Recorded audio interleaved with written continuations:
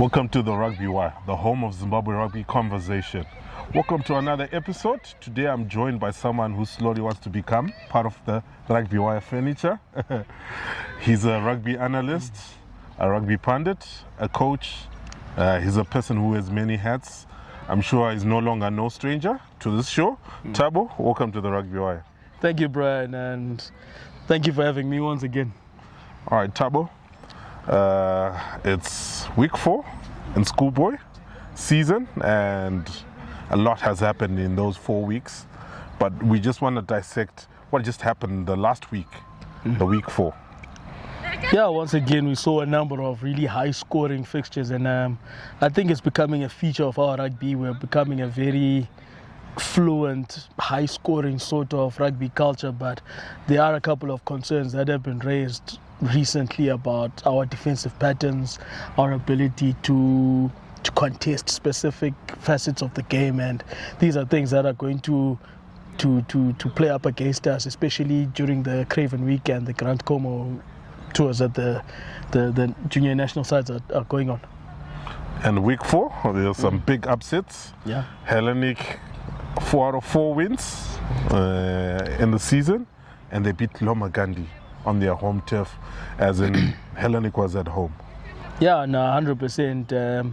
Last year, I did go to the Hellenic Academy game in Chinoi, and it was a very, very tight match. Very, very tight. It went right up to the end, and even right across the age groups. The Hellenic Academy matches going forward will be very, very tight fixtures. I'd like to say that I was surprised, but technically I don't really think there is that much of a surprise. Hellenic have been building very, very well. They've got some really good structures going on there. There's some very good coaching happening. Daniel Hondo, former Sables captain. Daniel Hondo, Fortune, I believe, is still there. If you look right down the age groups, they've got some high-impact coaches there. Linians with Tambuera, LT's another Sables. Yeah, 100%. Former Sables scrummer Phil Machisa, you know. Coach Phil is there as well, right? Mashawi as well. 100%. Mashawi. 100%. And these are guys who know their way around the block. So I'd say in terms of depth and quality, Hellenic's coaching staff is comparable with that of St. George's. So it doesn't surprise me that they are getting to where they're going. And more than that, I believe that what they've got going is sustainable. They've had 2 big wins, apart from beating Lomagundi. They also beat St. John's College in week 3. That was another big upset. Could we say that Hellenic are slowly maneuvering to the table of the big boys? Because they always say the big boys table. I remember at one point Kyle was part of the big boys table, but eventually Kyle has fallen away. Could we say Hellenic are slowly coming up? Now, the problem with the big boys table is it's easy to arrive. It's another story to stay there. But as I was saying earlier, they've done the foundation work. They're getting kids properly educated all the way through their system. Yes, of course, they've had to plug a number of gaps along the way, but I feel that with what they've got, they can arrive, they can sustain their success. And another school, come to think of it, would be Heritage, because Heritage has also got a really good system going on. There's a lot of really good work that is happening there.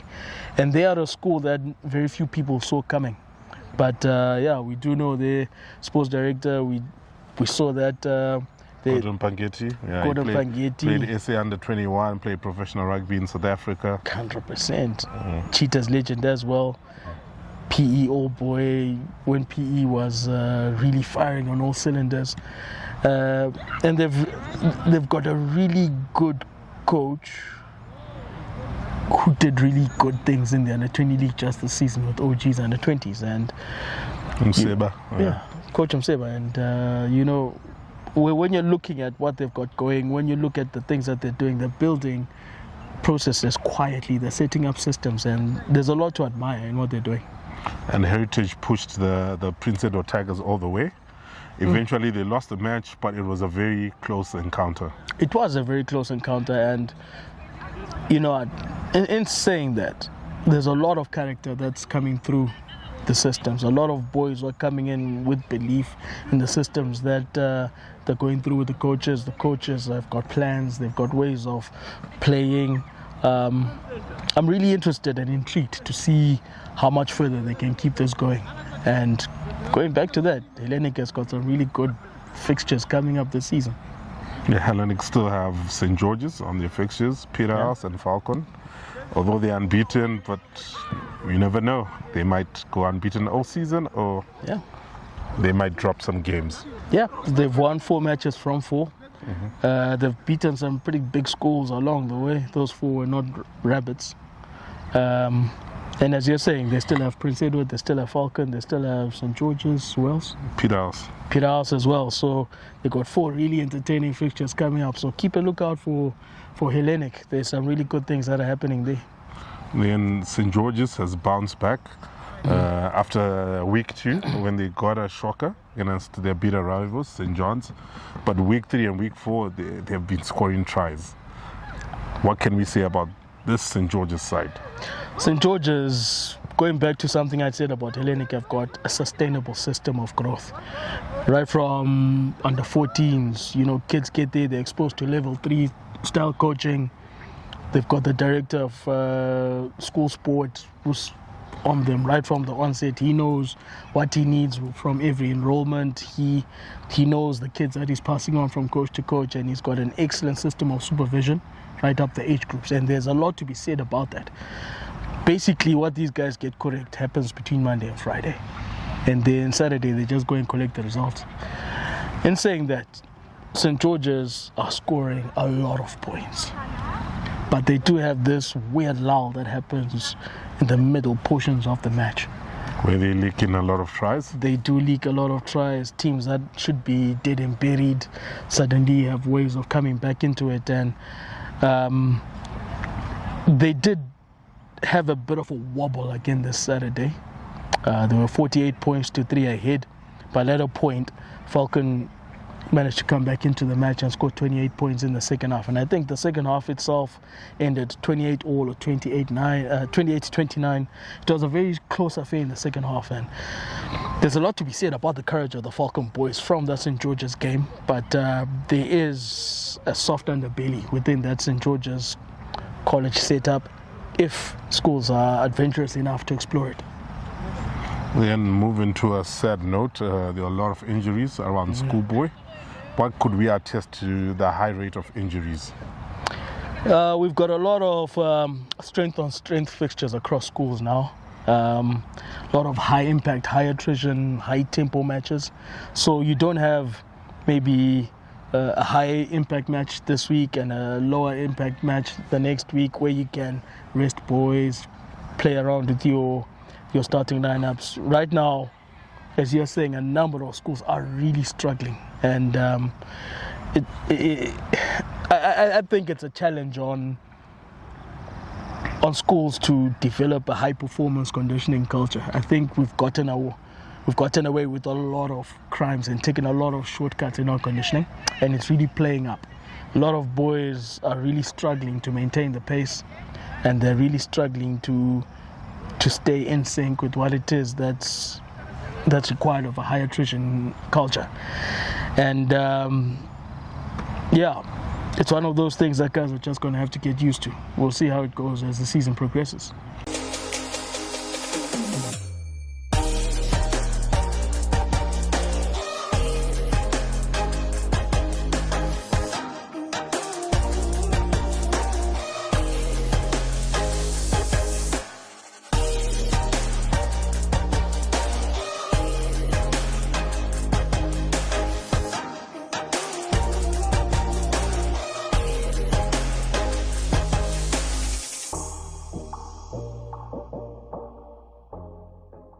Interesting point which you're saying that we need to focus more on strength and conditioning, but doing it the proper way. Yeah, 100%. And we're now a high performance nation, as it were. We really need to incorporate sports science into the way we do this thing. We need to bring in actual dedicated high performance individuals to work with coaches, to work with kids, and they should be given their time, not just a jog around at the beginning of the session sort of thing. Our kids are not being cultured into rugby bodies and functional strength as they should. and we're just coasting through. We're just kicking the can down the road and just looking to see how it's happening. Are we winging it in? Sorry? Are we winging it in? Yeah, no, we're winging it. We're winging it. Yeah, like I'm saying, we're just kicking the can down the road and just hoping to see it as it carries on. I mean, we're just thinking to ourselves, it's only a 14-week period, but the thing is, conditioning is a 52-week cycle. So that's something that we should take into consideration. Then we're now moving to the internationals. The lady Sables are down in South, the junior Sables are in South Africa, and the Sables are in South Africa. But the junior Sables and the lady Sables have played already. The lady Sables beat the Blue Bulls, Limpopo Blue Bulls, 99-5, an impressive result. Yeah. And also the junior Sables beaten Limpopo Blue Bulls 44-31. 44-31, yeah. Let's start with the lady Sables. The lady Sables were excellent. Right from the onset, they really established their game plan. They showed that they're a game model. It was a very good game to watch. You know, I'm really hoping that what I saw yesterday, Tuesday, is going to pan through again on Friday, because they're carrying on to Pretoria. They're going to play the Blue Bulls amateurs. They're a good game model. They're a good structure. They're a good style, and the ladies were committed to playing through that system, and it was really good to watch. We saw some really good playmaking, we saw some really good line breaks, dedicated players, we saw really good support, and they didn't waste that many opportunities, and that is a rare thing to see. Could we also give kudos to Sykes Banda, the head coach for the Lady Sables? Yeah, he's built a brilliant team around him. He's got some excellent coaches. Coach Sykes, he's got Coach Dallas as well. He got Lucky Spanda to come in as well. He's got Coach Ngibo. He's got a really solid group around him, and I had the honor, the privilege to attend a couple of their sessions earlier on. They were working out on Sundays. And I was invited to a couple of those, and I was really inspired by some of the stuff I saw. There was some really high quality skills coaching, and we saw some of that coming through on Tuesday. What I'm a bit worried about is the level of exposure that the ladies are getting. They're not getting as many matches to instill those game models as they should. But right now, what they've got is good. They've got 2 matches, which they're in the best on Friday. Then the junior Sables who are preparing for the Pathes later. Yeah, they had a bit of an arm wrestle, especially in the first half, playing against the Limpopo under 21s, and to my mind, there isn't so much to speak about in possession, except the fact that for once I saw some really good line-out work. There was some excellent coordination between the thrower, the lifters, and the jumpers, and it was consistent. It was right through the match, and that was really good to see. We didn't have periods where throws are going off target and stuff like that, so that's a really good thing to say about Coach Sean and his units. They've done really good work there. Now my concern would be in defense, because even going back to schoolboys, you know, we don't have what a friend of mine used to call a scramble culture. Once there's a line break, you know, we aren't able to get back and minimize the damage from that line break. We're not able to stop it. That's why, for example, you see right across our schoolboy matches, if a line break happens right here on hour 5, the youngster will go and score a 95-meter try, because we don't have the mechanisms and the fail-safes to go back and cover the damage. Right. Yeah.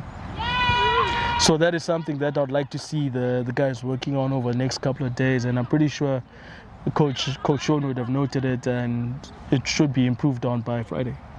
So Tabo, let's move to the big one. For the first time in many years, Zimbabwe are playing the Imagine Box. Back then they used to be called the Imagine Box, but now they just call them SAA. And Zimbabwe are going to play the Kitten Razor at 12 noon at Nelson Mandela Bay Stadium. What are your thoughts, Rassi and Sticks? Because Sticks is the one who'll be coaching the SAA. They've named their match day 23 already.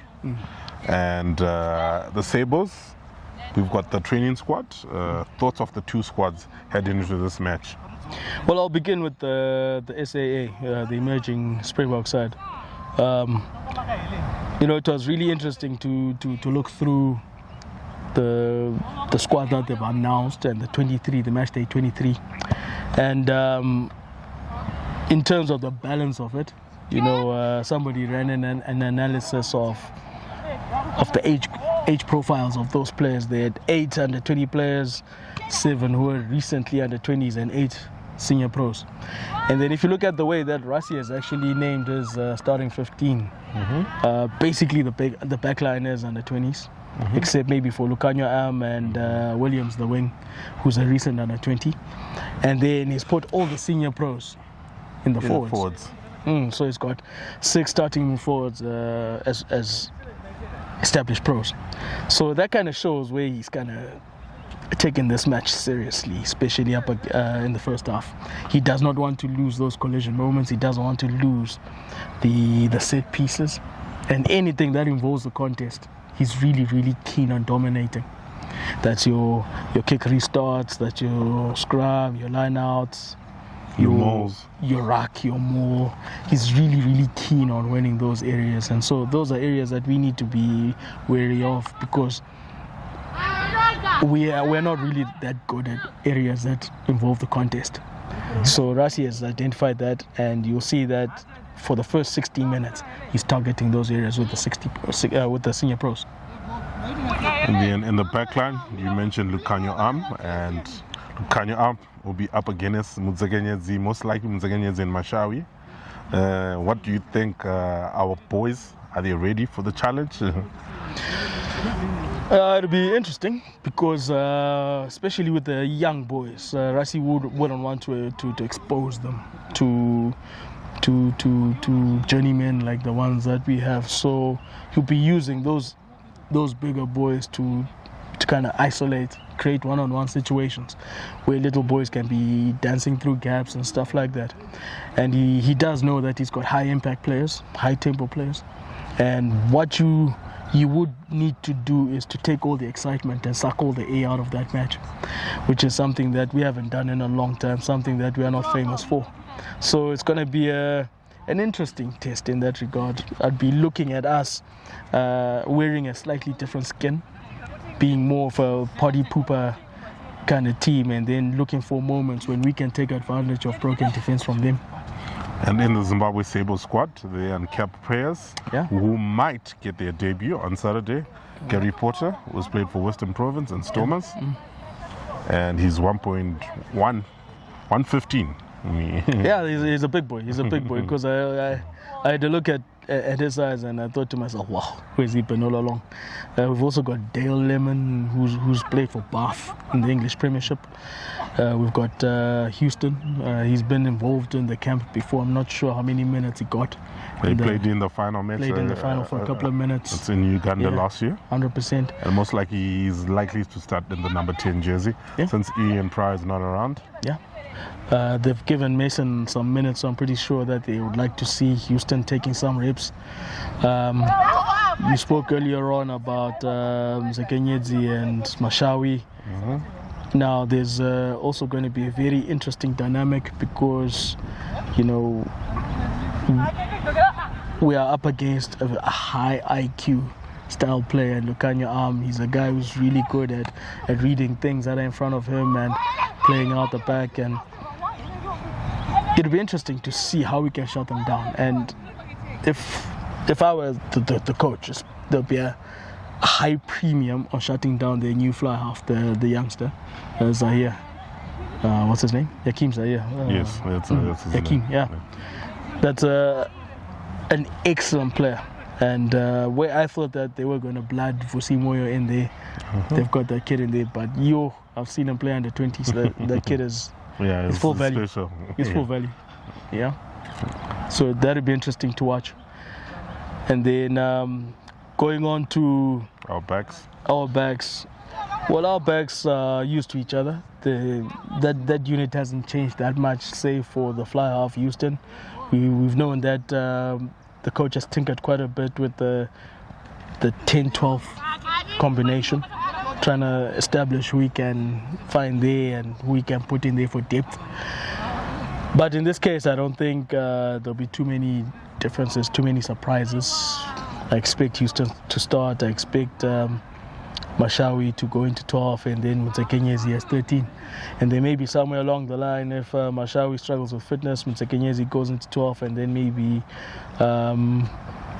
someone like Trevor goes into 13 or something like that, because we've seen Trevor getting a lot of reps recently at 13, and he's a very intelligent player as well. In terms of his running lines, he's a very good guy in that respect. And Edward Sigauke is just coming off a brilliant Varsity Cup, where even in South Africa, they now even call him the transporter. Yeah. What can we expect him in such a big game? Yeah, we've seen that he's very comfortable in tight spaces. He doesn't need that much really to cause damage. He can hurt you in so many ways. He can run around you. He's got a good kicking game. He's got very good evasion skills. And yeah, you know, I'm really looking forward to seeing how he gets on. You know, games like Saturday are built for kids like him, because he's one guy who's always made the most of really tight situations, and he's also got a good, solid group of centers who know how to look after him. He's got a 15 who knows how to talk to him. Same thing going with whoever will start at number 11. So I'm really looking forward to seeing how we make the most of the few opportunities that we get, because we won't have a lot of possession unless we really sharpen up in terms of our set-piece culture. And then which other small wins we can take from this match? This match is preps for the Nations Cup, because the team is going to head to the USA, where they'll play Tonga, USA, and Canada in Canada. What wins can we take from this match as Sables? As much as not just look at the scoreboard, we're not sure how the scoreboard will turn out, but the small wins which we could take as lessons as a team and then as a rugby nation. Well, we have to take cognizance of the fact that when you have a preparation match, you're not worried about the W. The W's in coaching culture is that's a small priority. You know, what you want to do is you want to blood characters. I mean, for example, guys like Faraim Tariki have been out of it for years, and you want to bring him back into the culture. Guys like Houston haven't spent too many minutes with the group, and they're being brought into it. Kumbra is still new, only one cap. Exactly, Porter, Lemon, Vissa, all those guys. These are guys who are new to the system, and over and above that, you also want to create a game model that all the players can trust and be a part of. We've known already that we are a nation, a culture that loves the free running game. But the free running game can only take you so far. We need to establish certain set pieces that are bankable, that are reliable. We need to create systems that give us possession and take us into positions where we can cause a lot of harm, because you don't want players running 90 meters to score tries. You want to be punching from 35 meters. And for me, those are the easy, actionable things that we can look at and say, when we took on the Springboks, our defensive patterns were like this. Once they got a line break, we were able to scramble and stop them after so many meters. We're able to create so much pressure with our line speed. We're able to do so much with our line integrity. When we had possession, how much of the game did we play in our own half? What were the systems that were repeatable for us to put the ball into corners and things like that? These are the things that coaches talk about. These are the languages that we tend to instill in players. These are the behaviors that we look for on Saturday. And score predictor? If I knew, I wouldn't need to watch the match, would I? That's a good one. Yeah. And then just to close off the show, we move, it's a bye week in the schoolboy season. Yeah. It's half term, the kids are resting, but the players that were selected for the under 13 Craven week, under 16 Grand Como, and under 18 Academy week, sadly they're not resting, they're training. And what do you think the coaches need to prepare as they prepare for the big youth weeks in South Africa in July? Well, for me, it's about getting boys familiar with each other, getting them to all sing from the same hymn sheet. I think a number of schools play in completely different ways, and especially the under 13 and under 17s, under 14 and under 17s.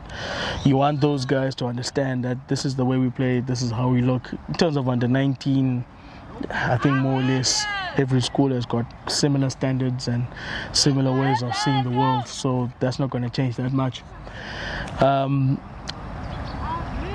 Yes, there will be a bit of stock taking as well, trying to figure out who's still healthy and who's in a condition to go on tour. So yeah, it'll be a fairly busy weekend for a lot of those guys. Thabo, it's been awesome having you on the Rugby Wire, and hopefully we'll see you at the Sables watch party at Queen of Hearts on Saturday. Yeah, there'll be a number of watch along. So yeah, please find your nearest and most convenient watch party and go there, go and have fun, go and represent yourself well, go and enjoy yourself, interact with other people. Yeah. It's been awesome, Thabo. Thank you for having me. Cheers. Cheers, buddy. This has been the Rugby Wire. We're talking about Schoolboy season, which is in week 4, and a lot of upsets have been happening in Schoolboy. And you know, it's turning out to be one of the most interesting Schoolboy seasons in a while. You don't know what to expect each weekend, because any team can beat any other team on their day. So it's all a game about upsets. Then also, we spoke about all our national teams who are down in South Africa. Some have already had some good results, the Lady Sables and the under-20s. But this has been the Rugby Wire, and I've been Brian Matamba.